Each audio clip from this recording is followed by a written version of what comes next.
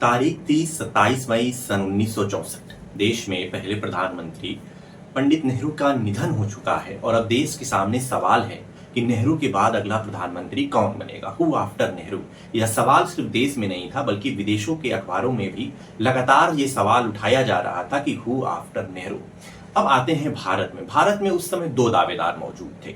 एक थे लाल बहादुर शास्त्री और दूसरे थे मोरारजी देसाई। जब पंडित नेहरू अपने आखिरी समय में थे, जब उनका स्वास्थ्य बिगड़ने लगा था, तो वो लाल बहादुर शास्त्री के ऊपर ज्यादा निर्भर रहने लगे थे। वहीं मोरारजी देसाई का भी राजनीतिक अनुभव बहुत अच्छा था, प्रशासनिक अनुभव बहुत अच्छा था और साथ ही साथ वो सरकार के हिस्सा थे, पार्टी में वरिष्ठ थे, पार्टी में एक नेताओं का धड़ा उनको समर्थन करता था।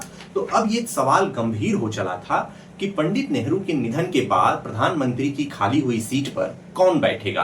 क्या इंदिरा गांधी बैठेंगी, क्या लाल बहादुर शास्त्री बैठेंगे या मोरारजी देसाई बैठेंगे। नमस्कार, मेरा नाम विक्रांत है। द पॉलिटिकल संवाद के यूट्यूब प्लेटफॉर्म पर आपका स्वागत है। आज प्रधानमंत्रियों के इस सीरीज में हम लाल बहादुर शास्त्री के प्रधानमंत्री बनने की कहानी पर बातचीत करेंगे और यह भी जानेंगे कि प्रधानमंत्री रहते हुए उनके सामने कौन से बड़े सवाल खड़े हुए और साथ ही साथ ये भी जानने का प्रयास करेंगे कि जो उनकी मौत का राज है, जो रहस्य है, उस पर जो रिपोर्ट बनाई गई, जो कमेटी बनाई गई, जो कमीशन बनाया गया, उसकी रिपोर्ट क्या कहती है और हमारे पास वो कौन से दस्तावेज या कौन सी जानकारियां उपलब्ध हैं जिससे हम शास्त्री जी की रहस्यमयी मृत्यु के बारे में जानकारी ले पाते हैं। अब जब प्रधानमंत्री नेहरू के निधन के बाद जब ये एक राजनीतिक संकट खड़ा हुआ कि देश में अगला नेतृत्व कौन करेगा, तो उस समय कांग्रेस में तीन नाम थे। जैसा कि मैंने आपको बताया, पंडित नेहरू के बाद लाल बहादुर शास्त्री, मोरारजी देसाई और इंदिरा गांधी। जब शास्त्री जी ने इंदिरा गांधी से कहा कि आप क्यों नहीं प्रधानमंत्री बन जाती हैं, तो इंदिरा जी ने कहा कि मैं अभी अपने पिता के मृत्यु से सदमे में हूं, आप इस देश की बागडोर संभालिए। वहीं मोरारजी देसाई को लेकर जो एक धड़ा था, वो लगातार इस बात से खुश हो रहा था और पार्टी में जो है दावा कर रहा था कि मोरारजी भाई ही इस देश के अगले प्रधानमंत्री बनेंगे। लेकिन मोरारजी देसाई के सामने जो सबसे बड़ा संकट था, जो सबसे बड़ी चुनौती थी, वो थे कांग्रेस पार्टी के तत्कालीन राष्ट्रीय अध्यक्ष के कामराज, जो नहीं चाहते थे कि मोरारजी देसाई देश के प्रधानमंत्री बने, क्योंकि उनको लग रहा था इससे पार्टी में गुटबाजी चालू हो जाएगी और यह पार्टी के हित में नहीं होगा। अब बचते हैं सिर्फ एक नाम, लाल बहादुर शास्त्री, जिनको इंदिरा गांधी भी चाहती थी, के कामराज भी चाहते थे और पार्टी के नेताओं में बड़ी स्वीकृति थी। तो इस तरीके से कांग्रेस की जो CWC की बैठक होती है, उसमें यह तय किया जाता है कि देश के अगले प्रधानमंत्री होंगे लाल बहादुर शास्त्री और 31 मई सन 1964 को लाल बहादुर शास्त्री देश के दूसरे प्रधानमंत्री के रूप में शपथ लेते हैं। कुलदीप नैयर इस बात पर लिखते हैं कि लाल बहादुर शास्त्री तो प्रधानमंत्री बनना ही नहीं चाहते थे। बकायदा उन्होंने एक पैगाम मोरारजी देसाई को लिखा था और भेजा था कि आप या तो जयप्रकाश नारायण या इंदिरा गांधी के नाम का प्रस्ताव PM पद के लिए कर दीजिए। इस पर मोरारजी देसाई ने जवाब दिया कि जो जयप्रकाश नारायण हैं, वो एक भ्रमित व्यक्ति हैं, वो डिल्यूजनरी हैं, उनको हम प्रधानमंत्री नहीं बना सकते। और इंदिरा तो अभी जो है बहुत छोटी है, छोटी गुड़िया है, उसको भी हम प्रधानमंत्री नहीं बना सकते हैं। लेकिन किस्मत शायद लाल बहादुर शास्त्री को प्रधानमंत्री बनाना चाहती थी। लाल बहादुर शास्त्री जब प्रधानमंत्री बनते हैं तो उसके बाद जो सबसे बड़ी चुनौती उनके प्रधानमंत्री कार्यकाल में आती है, वो है 1965 में भारत पाकिस्तान का युद्ध। पाकिस्तान को लगता है कि अभी हाल ही में भारत ने चीन से युद्ध किया है, तो इसकी तैयारी नहीं है। देश में राजनीतिक संकट उत्पन्न हुआ है पंडित नेहरू के निधन के बाद से, तो ये सही समय है जब हम भारत के ऊपर आक्रमण कर सकते हैं। और सन 1965 में पाकिस्तान भारत के ऊपर आक्रमण करता है। भारत की सेना मुंहतोड़ जवाब देती है और पाकिस्तान के कई हिस्सों को अपने कब्जे में ले लेती है। इसके बाद से जो संयुक्त राष्ट्र सुरक्षा परिषद है, वो कहता है कि हर हाल में 20 सितंबर 1955 को एक प्रस्ताव पारित कर देता है और कहता है कि 22 सितंबर तक भारत पाकिस्तान को यह युद्ध रोकना होगा, युद्ध विराम की घोषणा करनी होगी, नहीं फिर हमको इस युद्ध में दखल अंदाजी करनी पड़ेगी। इसके बाद से 23 सितंबर को दोनों देशों के बीच यह युद्ध समाप्त हो जाता है। उसके बाद 4 जनवरी सन 1966 को ताशकंद में भारत पाकिस्तान के बीच बातचीत शुरू होती है। जो उस समय का सोवियत संघ है, वो इस मामले में अपनी भूमिका दिखाता है और ताशकंद में भारत के प्रधानमंत्री लाल बहादुर शास्त्री और पाकिस्तान के जो राष्ट्रपति थे जनरल अयूब खान को बुलाया जाता है और एक शांति समझौते पर हस्ताक्षर किए जाते हैं। इसी को ताशकंद समझौता कहा जाता है। अब जब सोवियत संघ इस ताशकंद समझौते के बाद एक होटल में जो है पार्टी रखता है, उसमें लाल बहादुर शास्त्री और जनरल अयूब भी शिरकत करते हैं। उसके बाद यही रात का समय है जब 10 बजे के आसपास लाल बहादुर शास्त्री अपने होटल के कमरे में आते हैं और तब तक उनको जानकारी मिलती है कि देश में कई पार्टियों ने ताशकंद समझौते पर लाल बहादुर शास्त्री के निर्णय की आलोचना की है और विरोध बढ़ता जा रहा है। वो अपने परिवार के लोगों को फोन करते हैं, तुरंत वहीं से जो है वो हिंदी के जो है अखबार थे, भारतीय अखबार थे, हिंदी अंग्रेजी कई भाषाओं के, वो मंगाते हैं ताकि देश की परिस्थितियों को जो है समझा जाए कि देश में इस मुद्दे को लेकर माहौल क्या चल रहा है, अखबारों में क्या छप रहा है, लोग क्या सोचते हैं, राजनीतिक पार्टियां क्या बोल रही हैं। इसके बाद से वो अपने भोजन के लिए जो है कहते हैं, तो उनके जो सहायक थे रामनाथ ही शास्त्री जी को भोजन कराते थे, वही आमतौर पर उनके लिए भोजन पकाते थे। लेकिन उस दिन जो वहाँ के तत्कालीन राजदूत थे टीएन कौल के यहाँ से भोजन बन के आया था और यह भोजन उनके कुक जॉन मोहम्मद ने पकाया था। यही खाना खाने के बाद शास्त्री जी को जो है कुछ तकलीफ होती है और उसके बाद से वो कॉरिडोर जो होता है, उस कॉरिडोर में जो है लड़खड़ाते हुए निकलते हैं, आवाज देते हैं कि डॉक्टर साहब कहाँ हैं। और डॉक्टर साहब कहने का उनका मतलब ये था कि उनके एक निजी डॉक्टर थे और निजी डॉक्टर का नाम था आर.एन. चुग, और आर.एन. चुग ही शास्त्री जी को जो है चिकित्सीय परामर्श देते थे। तो वो अपने डॉक्टर साहब को बुलाते हैं, जब तक डॉक्टर साहब आते हैं उनके स्वास्थ्य का जो है जांच करते हैं, तो लगभग ये श्योर हो चुका होता है कि शास्त्री जी की मृत्यु हो चुकी होती है। लेकिन फिर भी भारत के अधिकारी जो है एक और संतुष्टि के लिए रूस के एक विशेषज्ञ डॉक्टर को बुलाते हैं, कुछ इंजेक्शन दिए जाते हैं, लेकिन शास्त्री जी की मृत्यु हो चुकी होती है।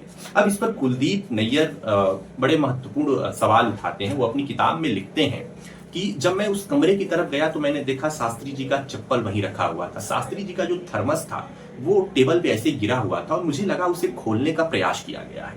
इसके साथ ही साथ कमरे में 3 फोन थे और तीनों फोन जो है उनके बिस्तर से काफी दूर रखे गए थे और कमरे में कोई अलार्म बटन नहीं था। आमतौर पर खासकर जब देश का कोई राष्ट्राध्यक्ष या प्रधानमंत्री जिस कमरे में रुकता है वहां एक अलार्म बज होता है कि वो किसी भी परिस्थिति में उसको दबा सके। तो ये सारी चीजें जो है कहीं ना कहीं संदेह उत्पन्न कर रही थी। उसके बाद से जब शास्त्री जी का शव भारत में आता है तो गम का माहौल है, क्योंकि देश ने अपने एक चहेते प्रधानमंत्री को खोया है जिसने भारत पाकिस्तान के युद्ध में भारत की जीत के लिए कड़ी मेहनत की थी। उनका जो राजनीतिक नेतृत्व था, जिस तरीके से उन्होंने पाकिस्तान को मुंहतोड़ जवाब दिया था, तो देश में गम का माहौल होता है। अब शास्त्री जी की मौत का जो राज है उस पर कई सवाल उठाए जाते हैं। इधर भी इंदिरा गांधी प्रधानमंत्री बन जाती हैं, लेकिन वो किसी समिति का गठन नहीं करती हैं। शास्त्री जी की मौत कैसे हुई, इस रहस्य को बाहर लाया जाए, इसके लिए कोई जांच समिति नहीं बनाती है। लेकिन जब सन 1977 में जनता पार्टी की सरकार आती है तो वो एक राजनारायण कमेटी बनाती है। राजनारायण कमेटी ही शास्त्री जी की मौत का जो भी रहस्य था उसकी जांच को आगे बढ़ाती है।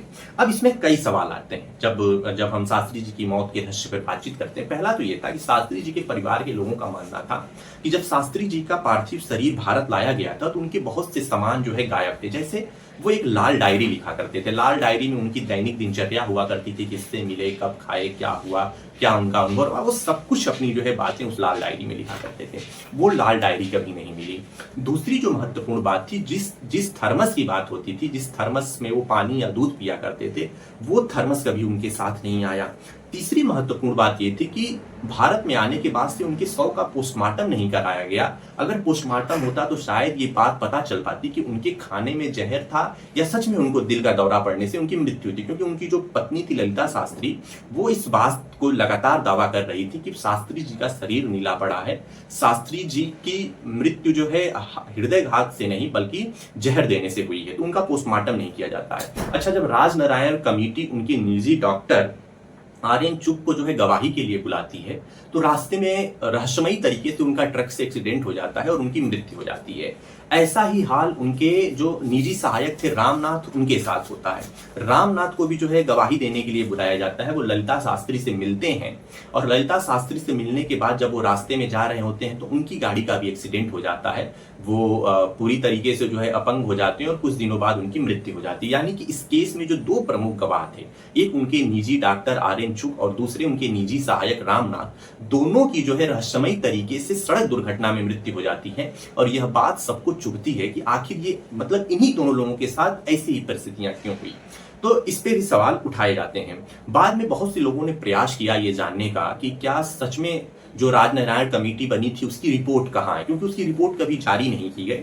2009 में CIA I on south Asia के लेखक अनुज धर ने इस मामले में एक RTI एप्लीकेशन जारी किया और कहा कि शास्त्री जी की मौत से जुड़े जो भी दस्तावेज हैं उसको सार्वजनिक किया जाए और हमें ये जानना चाहिए कि शास्त्री जी की मौत कैसे हुई थी। इस पर तत्कालीन सरकार ने ये कह दिया कि अगर हम इस रिपोर्ट को जारी करेंगे तो इससे हमारे विदेशी देशों के साथ संबंध खराब हो जाएंगे और यह रिपोर्ट जारी नहीं की जाती। फिर यह मामला न्यायालय में गया। न्यायालय ने दिल्ली पुलिस, PMO सबको निर्देशित किया, जो CIC होते हैं उन्होंने PMO को कहा कि कम से कम इस रिपोर्ट को जारी किया जाए, इसका कुछ हिस्सा तो बताया जाए। लेकिन आज भी यह रिपोर्ट सार्वजनिक रूप से उपलब्ध नहीं है। कहा जाता है कि इसके कुछ दस्तावेज गायब हो गए, कुछ दस्तावेज जारी नहीं किए जा सकते हैं और शास्त्री जी का जो उनके मृत्यु का ये रहस्य था ये आज भी बरकरार है और अभी भी कोई नहीं जानता है कि ताशकंद समझौते के बाद उस रात क्या घटा था कि शास्त्री जी की मृत्यु अचानक से हो गई थी। लेकिन लाल बहादुर शास्त्री का ये जो छोटा सा कार्यकाल था 1.5 साल का, इस 1.5 साल के प्रधानमंत्री कार्यकाल में जो उन्होंने किया वो देश की फिजा में हमेशा के लिए बैठ गया। जैसे जय जवान जय किसान का नारा, जब उनको लगा कि भारत पाकिस्तान युद्ध के बाद अमेरिका ने जो है भारत की जो गेहूं निर्भरता थी उसके ऊपर उसको रोकने का ऐलान कर दिया, धमकी दे दी, शास्त्री जी को ये बात बहुत बुरी लगी। उन्होंने कुछ कैलकुलेशन किए और इस निर्णय पर पहुंचे कि भारत में अब एक दिन एक शाम का भोजन कोई नहीं करेगा। और यह करने से पहले उन्होंने ललिता शास्त्री को फोन किया, अपनी धर्मपत्नी को, और कहा कि अगर घर पे आज रात का भोजन न बने तो क्या इससे कोई परिवर्तन आ सकता है, क्या हमारे बच्चे जो है इसके बिना रह लेंगे। ललिता शास्त्री ने कहा बिल्कुल रह लेंगे, आज रात को भोजन नहीं बनेगा। उस दिन उनके परिवार जो है उनका परिवार भूखा रहा और अगले दिन उसके बाद दशहरा पे जो है रामलीला मैदान में एक रैली हुई और उस रैली में जाकर जो है लाल बहादुर शास्त्री ने जय जवान जय किसान का नारा दिया। और यह नारा आज भी मुझे लगता है कि भारतीय राजनेताओं के जिन कुछ नारों की चर्चा भारतीय राजनीति में, भारतीय लोकतंत्र में होती है, उसमें जय जवान जय किसान का नारा कहीं ना कहीं बहुत प्रमुख रूप से लिया जाता है। और लाल बहादुर शास्त्री का वो छोटा सा कार्यकाल देश की कृषि में, देश की सुरक्षा में, देश के तमाम मुद्दों पर बड़े परिवर्तन के लिए जाना जाता है। तो मुझे उम्मीद है कि आपको लाल बहादुर शास्त्री की इस पूरी कहानी में आपको कहीं ना कहीं जानकारी आपकी बढ़ी होगी। तो आप मेरे साथ जुड़िए, हमारे चैनल को लाइक करिए, शेयर करिए, सब्सक्राइब करिए। जय हिंद, जय भारत, जय लोकतंत्र।